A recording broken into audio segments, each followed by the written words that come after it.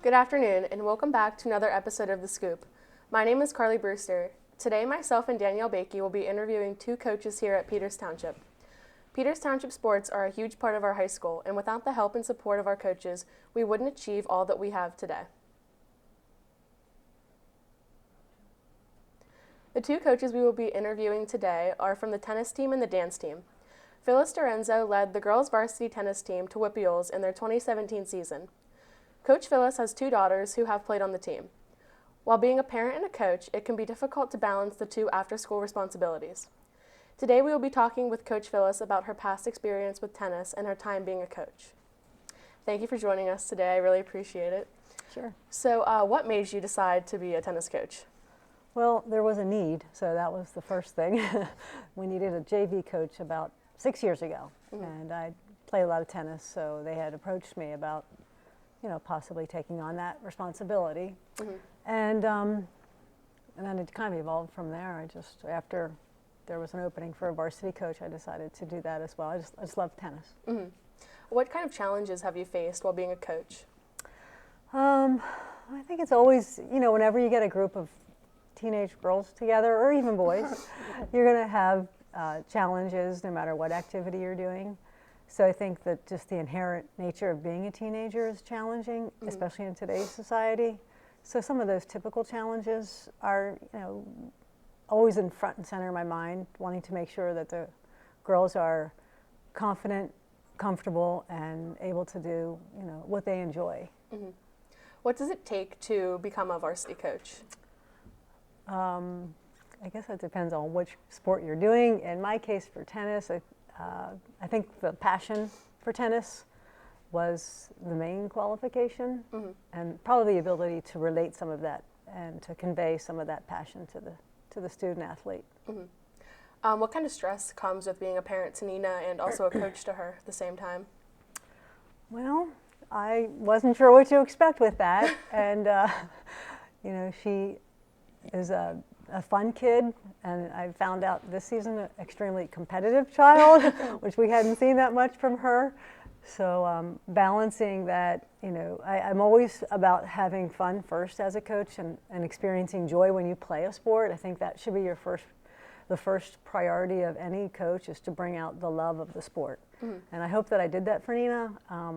While sometimes you were there, I had to put on I'm being a mom now, or now I'm being a coach hat. So both of those were different hats that I had to wear with her. So that was kind of a challenge. Would you say that you being a parent to Nina and also being her coach, it kind of made your guys' bond a little bit stronger? It depends on the day. I think that our bond, there were times when I had to sort of help talk her down, and it was kind of like, Nina, a little bit under my breath. And then there were times when I felt like it was experiencing the joy of seeing it click. And that was kind of cool to see. So I think whenever you go through good and bad with anybody, it builds your bond. So that was, I think, one of the things we got from it was like, hey, look, we got through that, so we can get through this. So that was one of the things that came from it. What kind of challenges did the varsity team face on the road to Whippiols? Because I know there's 10 of us, and we weren't really in favor to go to Whippiols. It kind of just happened, which was amazing. And so what was it? What kind of challenges did we go through?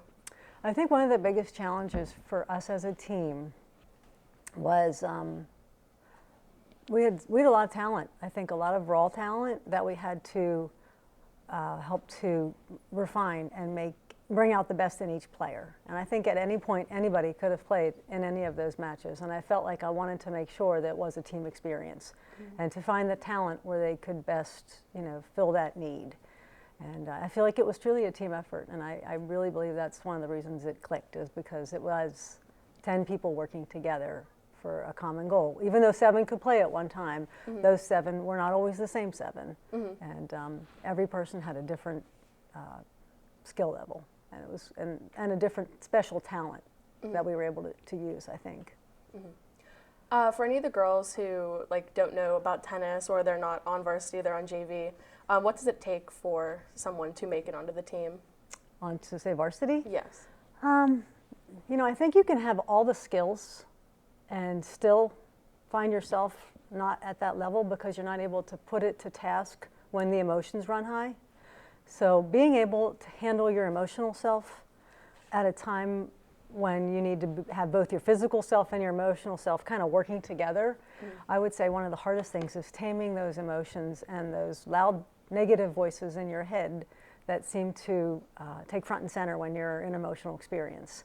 So I think the people that made it onto varsity were able to do that. They were able to tame their demons, so to speak, of getting to that net, having to win. Tennis is one of those sports you have to win. If you don't win, then you can have the prettiest backhand, the best serve, but if you don't put a win up in that win column, then I can't change the outcome of a match. So it's kind of nice because it kind of plays itself out without my having to make subjective calls. It's nice that it's just like, oh, this person won, that person lost.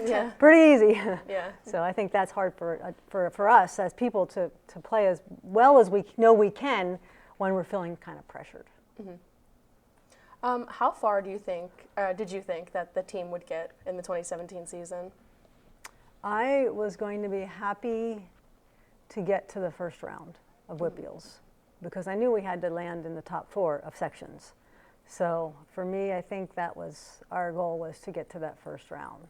And after we won that, I thought everything was going to be icing on the cake. So I think it was a cool experience.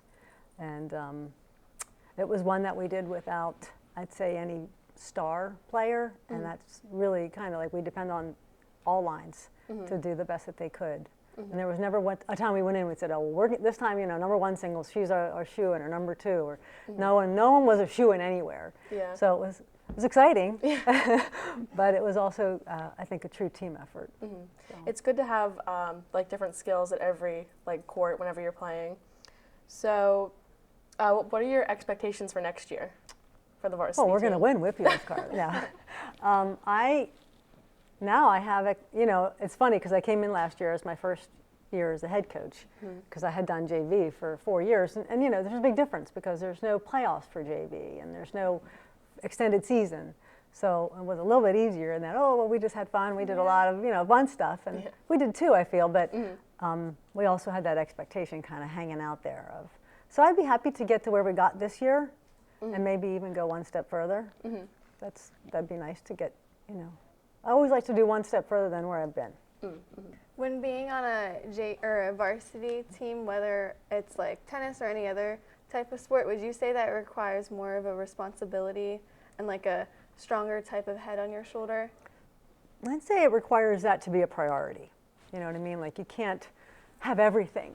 Sometimes students want to say, I want to do the play, and then I want to play tennis, and then I want to do this and that. So you have to sort of say, well, this is going to be, for me to be on varsity, I have to have it as a main priority. And other things other interests are great, but for that 6-week period, and it is a short season, I think you'd agree, for that 6-week period, you have to make that a priority. I'm pretty strict about missing. So, I think you would agree with that. Like you can miss, but, it had to be a pretty good excuse. I don't need to see like a thermometer with 101 temperature, but I just need to see consistency. I need people to show up and to come and to work hard and to play hard too. So. So last year we had a lot more seniors who graduated, and this year we only have one, who's Carla. So how do you think that the upperclassmen played this year, whether it be their second to last year or their last year? I think that, we had, since we had so many people who graduated, 8 from your starting varsity team, many of them were on the starting team. There's a lot of open spots. So we actually took, our number 1 singles player had never really played singles. She played doubles all of her high school career. So we had asked a lot of her, and I felt like she took the hit and she did her best at line 1, which is always your hardest line. I mean, those players are players that play 20 to 30 hours a week. So I thought she did a fantastic job. 1 and 2. 1 and 2s they're both you're out there by yourself first of all. And singles is I find it lonely personally. I like having a person with me. But I think all the people that played singles, I give them special credit because it's hard being out there by yourself. So I was more than thrilled with their performance. And I was thrilled that doubles stepped it up too, because without winning some of those lines, you can't get to the next level. I think everyone did a really good job last year and in the years before. So no matter how good your team is, there's always room for improvement. So what changes do you want to enforce in the next fall season? I would like for all of us to be out in the court earlier. Not necessarily practicing, because that's not allowed. You're not allowed to get your practices started until the middle of August, but I'd like to have some more fun pickup, playing time. And I'd like to have everybody come in shape, ready to play singles, should they need to. So get out there and start running, girls. Exactly. Yeah. So do you enjoy being a parent and a coach at the same time during the fall of every year? And if so, why? Well, I mean, I'm at this point glad I don't have a third child, because I don't know if I could do another one. I know when we had talked about me doing it, I had 2 playing, and I'm like, oh, I can't be outnumbered. It has to be like one-on-one. So when Julia graduated, it was easier for me to do it with Nina, just handling one child. I don't think I could handle 2. So yeah, I think it's not something that I would say, oh, all of you parents of Peters Township that have a child, go out and coach their sport. No, no. I think it's just something that kind of happened, and it's been great. But I won't miss. When she graduates, I'm not going to lament her leaving, because it's time for her to go on to her next, her next gig, her next thing. So, and if that might involve tennis, that's great. I know I talked with her in her last interview about playing tennis in college, and I know she's unsure. So what kind of stress do you think that Nina has experienced through her tennis career? Because I know it's hard to balance like schooling and tennis. And as a mom, I know you see it at home. Yeah, I'd say she has found a special niche in playing doubles. So that's kind of nice as far as conditioning. Not that you're not in shape when you play doubles, but you're not in that kind of stamina that you're out there for 3 hours grinding out a singles match. It's a lot harder physically. So she's been lucky that way, that she found a love of doubles. I think she's really enjoyed that. And I think she's also learned that, you're not probably going to make a living at tennis, Nina, sorry to say that. Or most of our kids in high school are not probably going to make a living at the sport that they do. So you should, really find that it's a great way to keep in shape, it's a great way to meet other people, and it's a great way to play a sport that you love. And tennis you can play for a lifetime, which is really a cool thing. Like, it is a sport you'll take with you. And she sees me playing competitively now, and she really is ready to do that as well. She's like, I want to play on some of your teams, because we bring food. So she is I think she sees the long-term real joy of playing tennis and how big of a part it's been in my life. It's been kind of my therapy. Yeah. So I think she sees that, and I don't think she feels any pressure to do anything in college except for, get in there and do what she finds what she wants to do, and if tennis is part of that, great. If not, that's okay too, because we can always play as a family and that kind of stuff. Which is really nice. Yeah, that is nice. I'd like to thank you for joining me today, and when we come back after the break, we will be with Miss Deliere, who is the dance coach.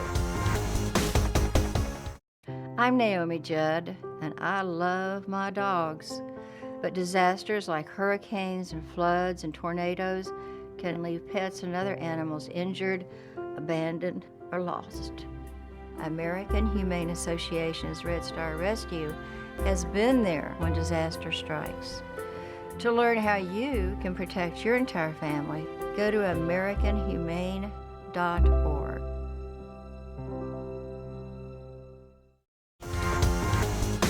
Welcome back after the break. I am now joined here with Mrs. Deliere. She is in a partnership with the Peters Township Varsity Dance Team with her daughter for the past 12 years. Mrs. Deliere and her crew travels to Cincinnati and to attend camps throughout the summer. The team is also traveling to Orlando soon to attend the National Dance Team Championship.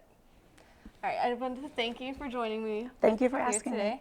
So you and your daughter have been with the dance team for about 12 years now, correct? Yes. What would you say inspired you to take partnership with it? We had been working together. I was head cheer coach and she was my choreographer. And I had danced my entire life and she had danced, and she had been a member of her dance team in her high school. So there had been a dance team here, but it wasn't a competitive team. They more or less put on a show. They would appear at some basketball games. And the minute that coach quit, my daughter came up and said, "Mom, let's start a competitive dance team." So I went to the principals and talked to them about it. They were all in. So we held tryouts and have been running ever since. Wow. So then you and your daughter were basically like the format of starting the Peters Township Dance Team. That's amazing. Yeah, we got to start it from the beginning, choose our rules, choose what we wanted and things along that line. So then you've been like pushing it through the years. What would you say is best about you and your daughter that makes it such like a well competitive team? We both push each other when we know the other person needs pushed. Like any mother-daughter, there's always the little, "No, I don't like that. No, I like that." But she is the boss. She is the choreographer and head coach, and she does a very, very good job with her team. But it's nice to be able to work with your kids. You know, until you have them, you probably won't understand that. But it's nice to be able to have that close relationship and to have something so much in common that we get to see each other almost every day. Yeah. So you also teach here, correct? You're a Spanish teacher? 20 years. Wow. So what have the challenges been while being a part of the team and then also coaching? It's time factor. You know, the good thing is I get to know the dancers and I see them here all day. I know who's absent. If somebody has an issue, they know they can come talk to me and I'll discuss it with them. But the bad part is the team starts at 3. And for me to get there by 3 is almost impossible. But we do manage. She gets there and she handles the opening and I make it to the end of practice. And we work very well together. So with teaching, though, having to get papers graded and things like that, it means I leave my house at 6:30 and I get home at around 6:30 sometimes as well. That's crazy. Yeah. So with any of the challenges, have you ever had a second thought of being a part of the dance team and then the teaching as well? There are always times that you think, there is no way I can do this. No way. But the love of dance, the love of our team, it just keeps me going. You know, it's so much fun. It's all fun. You know, when you get there, it's hard work, but it's stuff you love to do.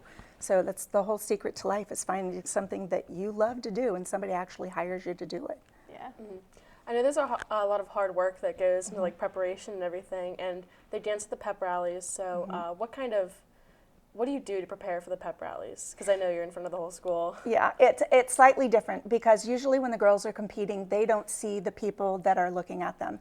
In pep rallies, they are right in the faces of the students, and it makes it difficult for them because they are more nervous about making the faces that they need to make, the grand gestures, because they're afraid kids are going to make fun of them. You know, but we have special practices just for pep rallies because we're working on skills that show their skills. In regular competitions, we're not allowed to do the gymnastics that we do at pep rallies. That's aside for cheer and for gymnastics. So we're not allowed to do all of those flips, but the girls can do them. So when we do pep rallies, we want to try to be able to entertain everyone. So they throw in every single thing that they can. So when you're traveling, are you guys competing for like an award or like the national, like the name of it and all? Yes, it's the National Dance Team Championship is through a company called UDA, and it is the largest national competition. There are several nationals. Most of them are usually small. The nationals that we go to, there are usually 60 teams in your division. So when you're competing for the top, they divide you into 3 groups, and each group has 20. So the first round of preliminaries, you go through and do your routine, only competing against the other 19, and they eliminate half of them out of each of those teams. If you are the top team in your flight, you go straight through to finals. If you're not the top team, you're then grouped together and they eliminate half of those, and then the rest go into finals. So when you make top 10, it's pretty amazing, you know, and we've been lucky enough to be at least top 5 almost every year. Wow. Almost every year. Yeah, it's fun. It's fun. I'm sure the girls are proud of themselves for that too. They are. So with the students participating, do you ever see them struggling with having a balance between the constant traveling or the constant long practices in school? Yes, there are times they'll say we have a test tomorrow and we say, when did you find out about the test? Last Sunday, okay, no. And it's part of it's life lessons, you know, Yeah. teaching them to keep up with your stuff. Don't leave everything to the last minute. Another huge life lesson is being on time, because my daughter's saying is if you're on time, you're late. So we win as a team, we lose as a team, we practice as a team, we take our awards and take our licks as a team as well. So they have learned a lot of lessons through that. But they've really, really gotten good at it. We only travel really to one other competition. We go to Cincinnati for camp. We did one away competition in Tennessee this year, and then we go to nationals. Most of the other competitions are local and in Pittsburgh. So I know you go to this camp in Cincinnati, and is this like during your off season? Yes, it's in July, always like the third week of July. And there are teams that we've gotten to know through this. Sometimes they're in our division, sometimes they're not, but we get to know these teams and these coaches so well. When we go to nationals, we go cheer for each other. The competition is on the floor, okay? It is not off the floor. Off the floor, be the best friend that you can be. On the floor, show the best that you can show, so that, you know, the best team wins. And we absolutely support every other team down there. We know how hard everybody works to get there, and it's hard. So during the summer, you said that you guys go to the camps, and I'm sure you have prep work for like the following school year. Is there anything that you would change to kind of make it easier, that you wish you could change? Could we make the day a little longer? We usually practice 3 days a week. When we started, it was 2 days a week, and we found out it wasn't enough. We used to struggle with where we practiced because we would use the rec center during the winter. Every gym in Peters Township is used, so we would practice in the hallway. And we now have a gym that we can go to that we have open access to. We kind of wish that people would be able to do more activities and do dance. They're able to not really do other sports, except sometimes swimming and spring track. And we know there are people who have other interests, but this is, with the 3 days a week, it's very consuming. I just wish we could give everybody more time to be able to do more things that they like to do. So it sounds like being a part of the dance team is like a very big commitment. It is. And then to be a part of it, you have to be like really wanting it and whatnot. You do. It has to be a passion. You know, if you're kind of interested in it, then you're not going to be willing to stick out the whole year. And it is a full-on commitment from May until March. Wow. Okay. So with your daughter mainly being a part of it as well, do you see that taking up a lot of her time, like in her like going on years in school and whatnot? What's good about her, she now has a 1-year-old daughter, so has a granddaughter, but she doesn't go to work till 3 o'clock. So she has her whole day. Dance can't start until after school. During the summer, we'll practice during the daytime, but she has her whole day to do whatever she needs to do. Then she has her evenings. She also teaches at an all-star studio, so she has 8 dance team, I think, that she's in charge of and doing choreography for. But it works. It works. I'm glad. So did you ever like see yourself being a part of this and everything and making a whole dance team for a whole township? It's probably kind of what I've worked for my whole life. When I finished school and started teaching, I would always direct the show at that school or do the choreography. I've done choreography for every school I've ever taught in, and it's just kind of like, yeah, this is what you get to be when you grow up. You know, it's like the ultimate that you can do is find something this fantastic and have dancers that are this wonderful and lovable. Do you think that other girls on the dance team want to do what you do when they grow up? Yes, yes, absolutely. Both teach Spanish and be dancers and coach. We've had several girls go on to major or minor in Spanish, so it's fun. How does that like make you feel, knowing that you inspire so many people so often? It's fun. It is so much fun, you know, to look back and see the successes my students have had and the successes our dancers have had. We have one who's dancing on Broadway. We've had several dance in college, and it's just a wonderful feeling to still be part of their lives as well. Is there anything that you think about like your styles and like the way that you lead your team that make it so successful?